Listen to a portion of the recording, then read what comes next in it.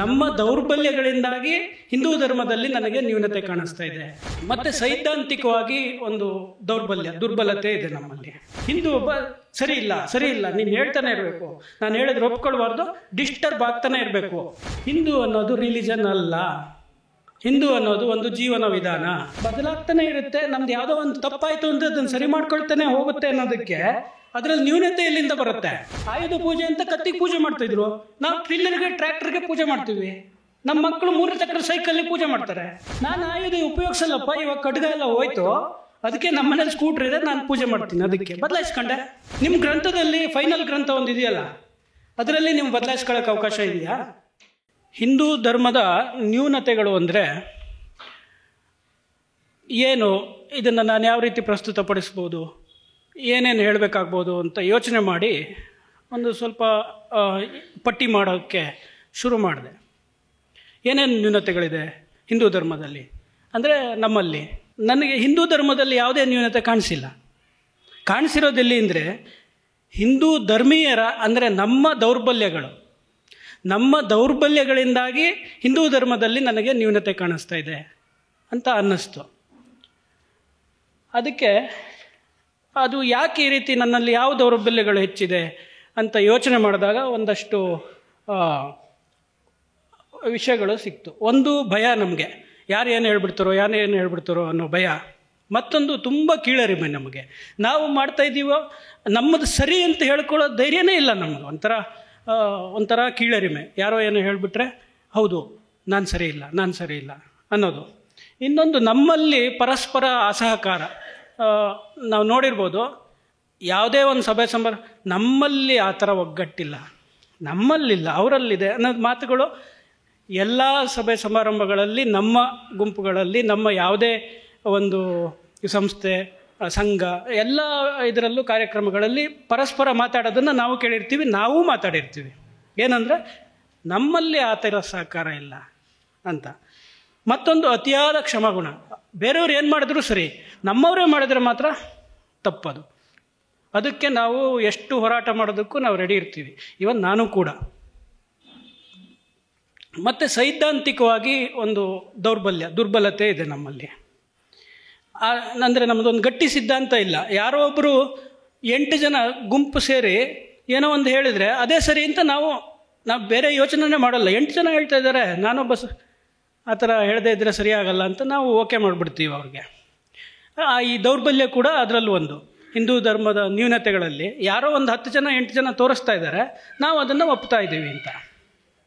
ಇನ್ನೊಂದು, ಎಲ್ಲದರಲ್ಲೂ ನಾವು ಒಂದು ಸ್ವಲ್ಪ ಲಾಭ ನಷ್ಟ ಲೆಕ್ಕಾಚಾರ ಹಾಕ್ತೀವಿ. ಇದರಲ್ಲಿ ನನಗೇನು, ಈ ಥರ ಹೇಳಿದ್ರೆ ಒಳ್ಳೆಯದು, ಈ ಥರ ಹೇಳಿದ್ರೆ ಒಳ್ಳೆಯದು, ಯಾವುದು ಹೇಳಿದ್ರೆ ನನಗೆ ಅನುಕೂಲ, ರಾಜಕೀಯವಾಗಿರ್ಬೋದು ಅಥವಾ ವೈಯಕ್ತಿಕವಾಗಿ ಏನೋ ಒಂದು ಇರ್ಬೋದು, ಯಾವುದ್ರಲ್ಲಿ ನನಗೆ ಅನುಕೂಲ ಇದೆ ಅಂತ ನೋಡಿ ಅದ್ರ ಮೇಲೆ ನಾನು ನಿರ್ಧಾರಕ್ಕೆ ಬರ್ತೀನಿ ಎಷ್ಟೋ ಸರಿ. ಇನ್ನೊಂದು, ಅನ್ಯರ ಮೇಲಿನ ಅತಿಯಾದ ನಂಬಿಕೆ. ಅನ್ಯರು ಅಂದರೆ ಹಿಂದೂಯೇತರರು ಅಂತ ಹೇಳ್ಬೋದು. ಯಾಕೆಂದ್ರೆ ನಾನು ಹಿಂದೂ ಆಗಿ ಮಾತಾಡ್ತಿರೋದ್ರಿಂದ ಈ ವಿಷಯನೇ ಮಾತಾಡ್ತಿರೋದು. ಹಿಂದೂಯೇತರರ ಮೇಲೆ ಅತಿಯಾದ ನಂಬಿಕೆ. ಅವ್ರು ನನಗೆ 10 ಸರಿ ಹೊಡಿಲಿ, 11ನೇ ಸರಿ ಹೊಡ್ಸೋಳಕ್ಕೆ ರೆಡಿಯಾಗಿ ಕಾಯ್ತಾ ಇರ್ತೀನಿ ನಾನು, ಗೇಟ್ ತೆಕ್ಕೊಂಡು. ಈ ಥರ ನಡೆದಿದೆ ಹಿಸ್ಟ್ರಿಲಿ, ಬೇಕಾದಷ್ಟು ನಡೆದಿದೆ. 12 ಸರಿ ಹೊಡಿಲಿ, ದಾಳಿ ಮಾಡಲಿ, 13ನೇ ಸರಿ ಕಾಯ್ತಾ ಇರ್ತೀನಿ ನಾನು, ಬಾರಪ್ಪ ಅಂತ. ನಮ್ಗೆ ನಂಬಿಕೆ, ಅವನ ಮೇಲೆ ಏನೋ ಒಂದು ನಂಬಿಕೆ. ಈ ಕಾರಣ ಇವೆಲ್ಲ ಹಿಂದೂಗಳ ದೌರ್ಬಲ್ಯಗಳು. ಈ ದೌರ್ಬಲ್ಯಗಳಿಂದಾಗಿ ನಮಗೆ ಹಿಂದೂ ಧರ್ಮದಲ್ಲಿ ಒಂದಷ್ಟು ನ್ಯೂನತೆಗಳು ಕಾಣಿಸ್ತಾ ಇದ್ದಾವೆ. ಮತ್ತು ಒಂದು ಇದಿದೆ ನಮ್ಮಲ್ಲಿ, ಎಲ್ಲವನ್ನೂ ಪ್ರಶ್ನಿಸಬೇಕು ಅಂತ. ಯಾರಲ್ಲಿ ವಿಚಾರವಾದಿಗಳಿರ್ಬೋದು, ಇನ್ಯಾರೋ ಇರ್ಬೋದು, ಪ್ರಗತಿಪರರು ಅಂತ ಹೇಳ್ಕೊಳ್ಳೋರು ಇರ್ಬೋದು, ಅವರು ಹಿಂದೂಗಳೇ, ಆದರೆ ಅವ್ರು ಹಿಂದೂಗಳು ಅಂತ ಧೈರ್ಯವಾಗಿ ಹೇಳ್ಕೊಳ್ಳಲ್ಲ. ಮತ್ತು ನಾವು ಅದನ್ನು ಒಪ್ಪಿಬಿಟ್ಟಿದ್ದೀವಿ. ಅವ್ರಿಗೇನು ಅಂದರೆ ಎಲ್ಲವನ್ನೂ ಪ್ರಶ್ನಿಸಬೇಕು.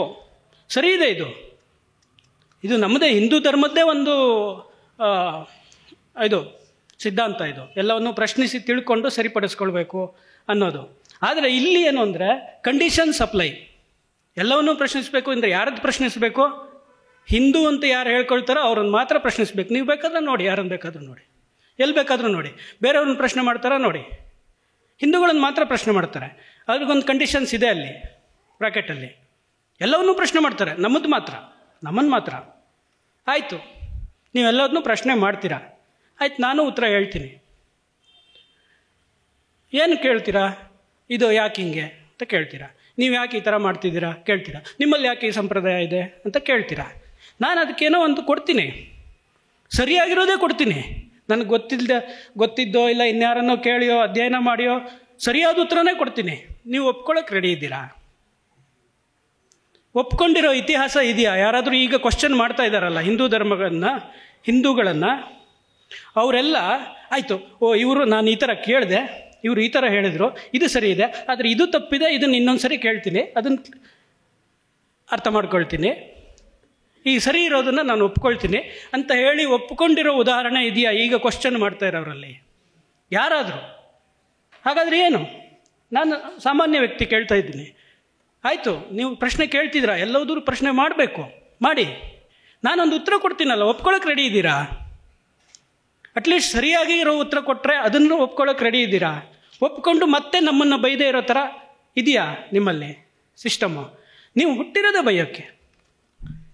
ನಿಮ್ಮ ಉದ್ದೇಶ ಏನು? ಡಿಸ್ಕಸ್ ಮಾಡೋದಲ್ಲ, ಡಿಸ್ಟರ್ಬ್ ಮಾಡೋದು. ನೀವು ಡಿಸ್ಕಸ್ ಮಾಡೋಕ್ಕೆ ಬಂದಿಲ್ಲ ನಮ್ಮ ಹತ್ರ. ನೀವು ನನ್ನನ್ನು ಡಿಸ್ಟರ್ಬ್ ಮಾಡಬೇಕು, ಹೇಗಾದರೂ ಮಾಡಿ ನಾನು ಕಿರಿಕಿರಿ ಮಾಡ್ತಾನೇ ಇರಬೇಕು. ಹಿಂದೂ ಒಬ್ಬ ಸರಿ ಇಲ್ಲ ನೀನು ಹೇಳ್ತಾನೆ ಇರಬೇಕು, ನಾನು ಹೇಳಿದ್ರೆ ಒಪ್ಕೊಳ್ಬಾರ್ದು, ಡಿಸ್ಟರ್ಬ್ ಆಗ್ತಾನೆ ಇರಬೇಕು ಹಿಂದೂ. ಇದನ್ನು ಕೋರ್ಟ್ ಕೂಡ ಹೇಳಿದೆ. ಕೋರ್ಟು 3-4 ಸರಿ ಹೇಳಿದೆ ಸುಪ್ರೀಂ ಕೋರ್ಟಲ್ಲಿ. ಹಿಂದೂ ಅನ್ನೋದು ರಿಲಿಜನ್ ಅಲ್ಲ, ಹಿಂದೂ ಅನ್ನೋದು ಒಂದು ಜೀವನ ವಿಧಾನ. ನಾವು ಹೇಳ್ತಿರೋದು ಅದೇ. ಬದಲಾಗ್ತಾ ಹೋಗುತ್ತೆ. ಬದಲಾಗ್ತಾ ಹೋಗೋದಕ್ಕೆ ಬದಲಾಗ್ತಾನೆ ಇರುತ್ತೆ. ನಮ್ದು ಯಾವುದೋ ಒಂದು ತಪ್ಪಾಯಿತು ಅಂದರೆ ಅದನ್ನು ಸರಿ ಮಾಡ್ಕೊಳ್ತಾನೆ ಹೋಗುತ್ತೆ ಅನ್ನೋದಕ್ಕೆ ಅದರಲ್ಲಿ ನ್ಯೂನತೆ ಎಲ್ಲಿಂದ ಬರುತ್ತೆ? ನ್ಯೂನತೆ ಬಂದರೆ ಅದನ್ನು ಸರಿ ಮಾಡ್ಕೊಳುತ್ತಲ್ಲ. ಅದೇ ಏನಾದರೂ ತಪ್ಪಾಗಿದ್ದರೆ ಅದನ್ನು ಒಂದು 6 ತಿಂಗಳು, ವರ್ಷದಲ್ಲೋ 100 ವರ್ಷದಲ್ಲೋ 50 ವರ್ಷದಲ್ಲೋ ಯಾರೋ ಒಬ್ಬ ಸರಿ ಮಾಡ್ತಾನೆ. ಬರ್ತಾರೆ, ಪದೇ ಪದೇ ಬರ್ತಾರೆ, ಸರಿ ಮಾಡ್ತಾರೆ. ನನಗೆ ಸರಿ ಇಲ್ಲ ಅಂತ ಕಾಣಿಸಿದ್ದು ನಾನು ಸರಿ ಮಾಡ್ತೀನಿ. ಆಯುಧ ಪೂಜೆ ಅಂತ ಕತ್ತಿಗೆ ಪೂಜೆ ಮಾಡ್ತಾಯಿದ್ರು, ನಾವು ಟ್ರಿಲ್ಲರ್ಗೆ ಟ್ರ್ಯಾಕ್ಟರ್ಗೆ ಪೂಜೆ ಮಾಡ್ತೀವಿ. ನಮ್ಮ ಮಕ್ಕಳು 3 ಚಕ್ರ ಸೈಕಲ್ಲಿ ಪೂಜೆ ಮಾಡ್ತಾರೆ. ಬೇಡ ಅಂತ ಹೇಳಿದ್ದೀನ ನಾನು ಆಯುಧ ಉಪಯೋಗಿಸಲ್ಲಪ್ಪ, ಇವಾಗ ಖಡ್ಗ ಎಲ್ಲ ಹೋಯ್ತು, ಅದಕ್ಕೆ ನಮ್ಮ ಮನೇಲಿ ಸ್ಕೂಟ್ರ್ ಇದೆ, ನಾನು ಪೂಜೆ ಮಾಡ್ತೀನಿ, ಅದಕ್ಕೆ ಬದಲಾಯಿಸ್ಕೊಂಡೆ. ನಿಮ್ಮ ಗ್ರಂಥದಲ್ಲಿ ಫೈನಲ್ ಗ್ರಂಥ ಒಂದು ಇದೆಯಲ್ಲ, ಅದರಲ್ಲಿ ನೀವು ಬದಲಾಯಿಸ್ಕೊಳ್ಳೋಕೆ ಅವಕಾಶ ಇದೆಯಾ? ಏನೋ ಒಂದು ತಪ್ಪು ಕಾಣಿಸ್ತಂದ್ರೆ ಬದಲಾಯಿಸ್ಕೊಳ್ತೀವಿ, ತಿದ್ಕೊಳ್ತೀವಿ. ಅದು 10 ವರ್ಷ ಇರ್ಬೋದು, 20 ವರ್ಷ ಇರ್ಬೋದು, 50 ವರ್ಷ ಇರ್ಬೋದು, ತಿದ್ಕೊಳ್ತೀವಿ. ನಮ್ಮಲ್ಲಿ ನ್ಯೂನತೆ ಅನ್ನೋದಿಲ್ಲ. ಹಿಂದೂವಲ್ಲಿ ನ್ಯೂನತೆ ಇರೋದು ನಮ್ಮಲ್ಲಿ. ಅಕಸ್ಮಾತ್ ತಿದ್ಕೊಳ್ಳೋದು ಲೇಟ್ ಮಾಡಿದರೆ ಅದು ನಮ್ಮ ನ್ಯೂನತೆ. ತಿದ್ಕೊಳ್ಬೇಕು. ಯಾವುದೋ ಒಂದು ಸರಿ ಕಾಣಿಸಿಲ್ಲ, ಈ ಕಾಲಕ್ಕಲ್ಲ ಇದು ಅಂತೇನೋ ಒಂದು ಬಂತು ಅಂದರೆ ಅದನ್ನು ಹಂಗೆ ಉಳಿಸ್ಕೊಂಡಿದ್ದೀವಿ ಅಂದರೆ ಅದನ್ನು ನಾವು ತಿದ್ಕೊಳ್ಬೇಕು. ತಿದ್ಕೊಂಡಿಲ್ಲ ಅಂದರೆ ಅದು ನಮ್ಮ ನ್ಯೂನತೆ ಹೊರತು ಹಿಂದೂ ಧರ್ಮದ ನ್ಯೂನತೆ ಅಲ್ಲ.